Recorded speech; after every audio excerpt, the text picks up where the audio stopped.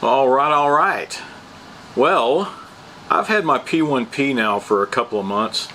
I don't know, somewhere in there, 6 to 8 weeks, and I finally got the P1P to the P1S upgrade kit. Now, I waited quite a while before I ordered it, so I was like on the third batch or so it took a little while to get here, but that was my fault. I should have ordered it right away. And it came in 2 shipments, the main box, and apparently there was some hardware missing, but it showed up the very next day, so it had already shipped before I ever got anything in the through UPS, which is great. Now the box came in unscathed, but when I open it up, you can see everything was just kind of thrown in here. You'd think it'd be kind of some extra padding or packing peanuts or something, because it came in, the box was upside down. When I put it right side up, you can hear everything just banging around inside, but that's how it came in. And there's the following shipment. I think it's some screws and something else. I just have to wait and see once I start taking, when I start, hopefully there's no broken glass. I know the door and the top are glass, but hopefully nothing's broken. And now I probably won't go through the entire installation. If I do, some of the parts will be fast forwarded because I don't know if I can add anything more to the installation instructions. That Bambu has a pretty good setup on the Bambu Lab Wiki, and they have a video on it. I have not watched it yet. I'll probably watch it before I start putting it together. But if I have anything I can add to it, I will. But in the meantime, well, let's get started. So one of the first things you got to do while you're unboxing everything, there's a file you need to print. It's the air duct frame, I guess. The air duct for one of the fans. You can download it. When you're on Bambu Lab Wiki, you can download it and at least get it started to print. I printed it on my X1 Carbon, and it probably took 2.5 hours, I guess, something like that. And I printed it with ASA and with support, and it came out okay. It looks like it was trying to warp on a piece, but it looks like it came out okay. It was just at the very top of the support and where the part starts, it seemed like it's kind of rough. It didn't come out as nice as I would have liked, but everything else on it turned out pretty good. And it's ASA, so it should handle all the whatever heat we're going to subject it to inside the printer. So be sure you pick a good filament, PETG or ASA or ABS, but.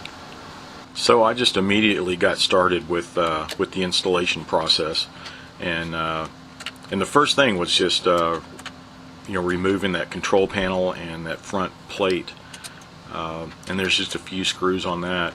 But you'll notice, as you follow along, I'm just following right along with the Bambu Lab Wiki page and referencing their the video that they have. So I'm just going step by step, and just to see how it would go, right? And after that first step, I was like, well, instead of, I'm just going to unwrap everything and check everything out. And while I was doing that, I was noticing, man, it's really packaged very well. Each little individual part is wrapped and boxed and then wrapped again, and then thrown into the bigger container. And nothing was damaged, luckily. There was no damage to especially the glass, the front glass and the top glass. There was no problem. I think on the back panel there was a bend on one of the corners. It's the metal back panel, and but it was really easy to put it right back on. And you'll see here I'm putting on the front hinges, and it took me a while on that bottom hinge for the front door. You have to really work its way in there and angle it in, and then you can, secure it down. But it took me a long time to get that in for some reason. So just beware on that. So at this point I took off the back plate, and you'll see that it's much smaller. It's shorter than the upgrade back panel for the P1S, and that's somewhat important, and I'll explain later. But basically, when you're taking that back panel off, there are some screws that need to still come out before you put the larger panel in, and even the side skins on it, the left and the right. So when you take that off, there's actually some screws still left over that'll have to come out, but we'll see it later on. At this point, I'm just putting in the auxiliary fan, and it's pretty easy. Just lay it in place for now, and then snake your cable through there, and plug it in. And I have really fat fingers, so I had a hard time lining that up to plug it in. So luckily I had a set of real small needle nose pliers, and that did the trick. I was able to poke it in there and plug it in. So then comes the left panel already. So they want the left side done first, and the hardware came with it, and it's plastic. The left and the right panels are plastic, so but no big deal. They're still made very well. And when you put it in place, you can see where all the screws go, and you'll also see the screws on the rear that I was telling you about with that back panel. That you'll notice that the screws, you're going to have to remove some there. There, I'm pointing them out. And yeah, there was nothing said about that, but you'll see. Just put it in place. You'll see the screws that have to come out, and that'll be on both sides, the left and the right.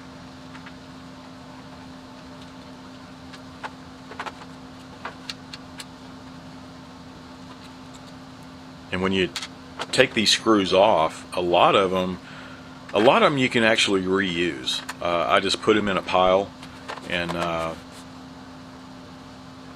because the proper hardware is included with each side, the left and the right side also. So whichever one you decide to use, just be aware you are going to be left over. You'll have some leftover hardware. Don't think you're missing anything. Just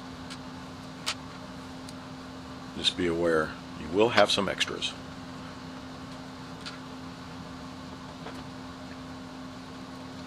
And I noticed when I was putting those in, I think the really small screws go along the top, and then you have two other screws. They're larger than the top ones, but you'll see the thread difference. The coarse thread is when you're screwing it into plastic, and then you have the machine screws that when you're going through metal. So just keep that in mind, and you probably won't get them mixed up. Just think of it that way, that the coarse ones are made for screwing into the plastic pieces. And try not to take the screws off and on and off again. Because the more you do it, do not torque them down too hard, because they are very small screws going into plastic, and they'll be fairly easy to strip. Right? So, and some of these screws too, when I'm going along the top, and then go down along the front and the back side, but especially the back side, it's really hard to see. So have some kind of flashlight or something ready so you can look down in there, and you'll be able to see where the mounting holes are. Yeah, so now we're back to the auxiliary fan. Now that left panel is on, Now that auxiliary fan is put on with both double-sided tape and a couple of screws, right? So I always like to test fit everything, especially before you put the double-sided tape in, so you can put it in place, and while you're putting it in, you can see, you know, what clearance you have. Because with the double-sided tape on there, it's pretty good tape. It's 3M tape, and it'll stick very easily. So make sure you get it in place and around that area before you press it in. And then there's a couple of screws to secure it down. I think the earlier models, they just used tape, and probably from heat or whatever factors, sometimes they fell off. So now they come with a couple of screws. And when you're pressing that fan against the plastic side, be sure you support that back side. You see my hand there? I just place something back there, and then you can sandwich it in. Don't just shove on it. But after that, it's all ready to go, and the auxiliary fan anyway. And yeah, you have a couple of screws on for the left and the right side that you'll have to screw down. So when it's all said and done, there's quite a few screws holding this thing together. It's really solid. You know, it's a piece of plastic, but with the number of screws holding that thing in, it's pretty solid.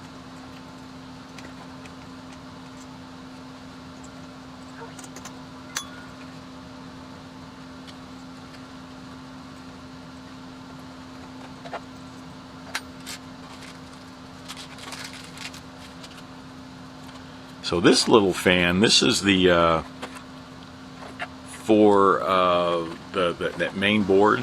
And you see I'm shining a light in there. It's kind of hard to see, but there is a slot that will slide in, and it's kind of hard. You have to slide it in, but then there's clearance between the frame, the rear frame, and that. So you have to look pretty close. And I had forgotten I had this headlamp, and it came in really, really handy. You know, that way, you know, wherever I'm looking, the light's right there, and I have both hands free. So I just have to keep messing with that little fan. It's a tight squeeze in there. So be prepared. And the same thing when you're plugging it in. I had to use my needle nose pliers. And that too, when I'm taking off, I had to take off the heat sink, and then I'm putting it back on after I put the fan in place. So when you're putting it on, put the heat sink back on, make sure you still have plenty of the thermal paste on it. And there was quite a few on there, quite a bit of it on there when I took it off. Just don't rub it off or anything like that. Just make sure there's plenty. And just plugging it in. And the right side the same way. Now the right side was really, really easy. You know, you don't have to worry about the fan or anything on the inside, not the auxiliary fan. You'll have to worry about the fan coming up next for the what is it, the enclosure fan, I guess. But the same thing with this right side. There's quite a few screws. Just use the proper ones. The coarse side, the coarse screws goes into the plastic, and then the fine thread machine screws are when they're going into metal.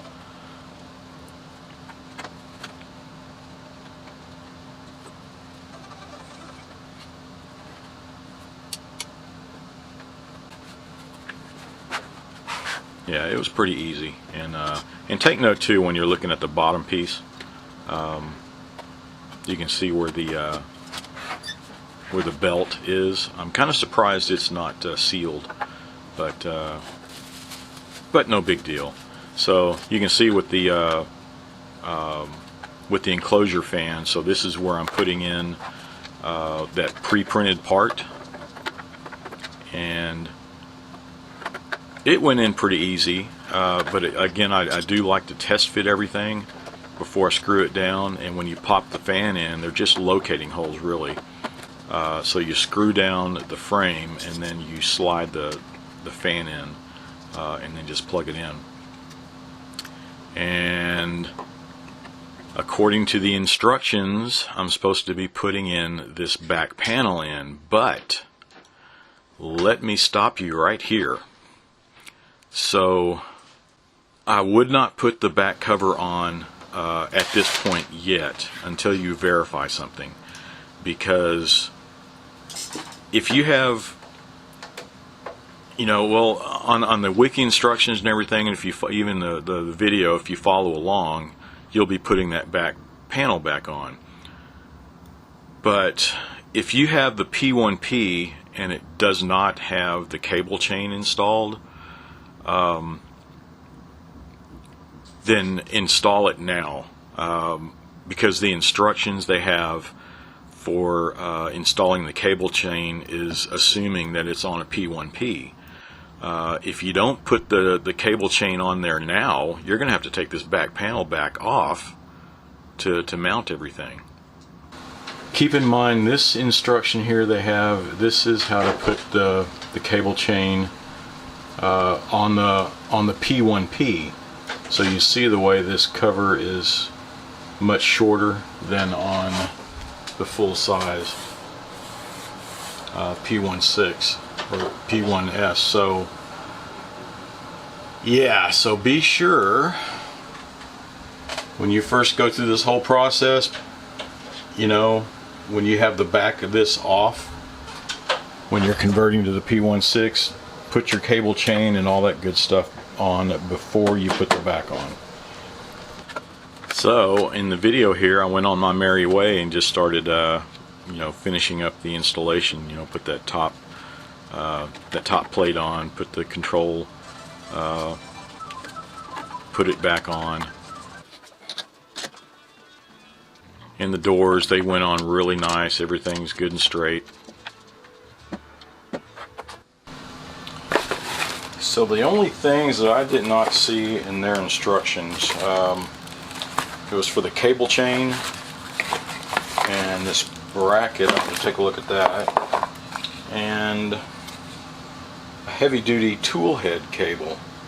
So that was not mentioned at all, and I'll take a look and see what we have here. So this is where I figured out that, okay, I'm going to have to take the back cover off again and then go through this step of putting the cable chain on and all that good stuff, and I just fast forwarded it through this because their instructions are pretty good. It's just a matter of when you do it, right? So I just fast forwarded through that. Well, there she blows. Everything turned out pretty good. I was just having to take that back cover off and on so many times. That was kind of aggravating. And I'm going to find something to line that top with, so the glass will have something to sit on. And this cable, they looked almost identical. I was trying to see even if there was a change in the gauge of the wires or something, but I could not tell. So, but it's got the new one on anyway. So let's fire it up. So now that it's all done, you can see going through the steps. Let's scroll on down. We'll come back to this in a second. We'll look at the G code, but for now I just want to go and verify the functionality. So here at the bottom, it's pretty easy. You just turn on the computer, turn on the printer, and you confirm that the screen is displayed normally. Okay, just make sure it powers up, and then we jump over to the auxiliary cooling fan and make sure you can turn it on and off, and then run through the calibration. After that, we will go back and and take a look at the G code here. Alright, so everything is plugged in. Everything is set and ready to go. So let me reach back here and turn this thing on.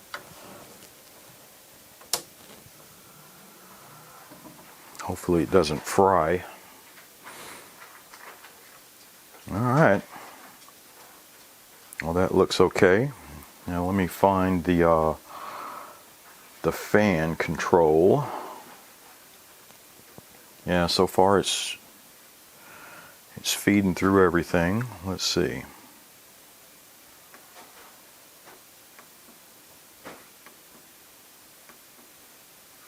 There's the fan. Auxiliary. Yeah, you can hear it.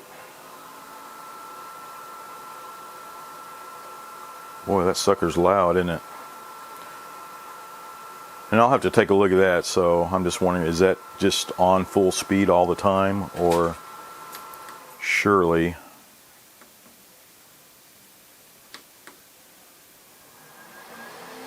There's the chamber fan, and that's full blast again.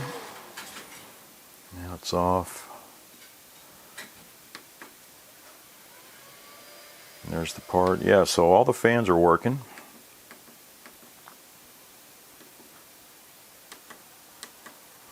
Alright, well that's good. Well, let's run it through a calibration.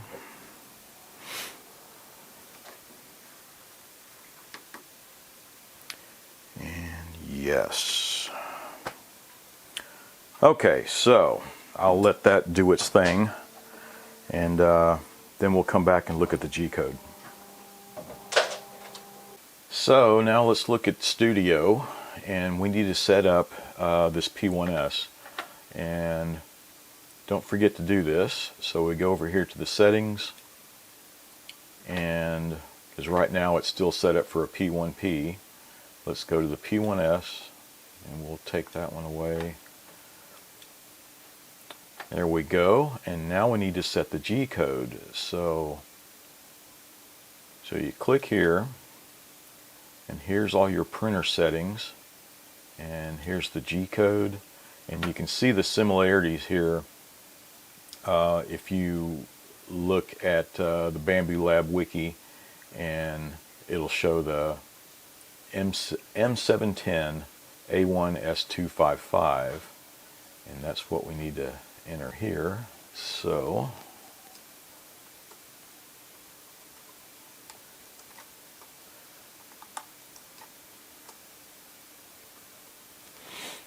alright, and the rest of it stays the same. You can see where there's a lot going on here on the G code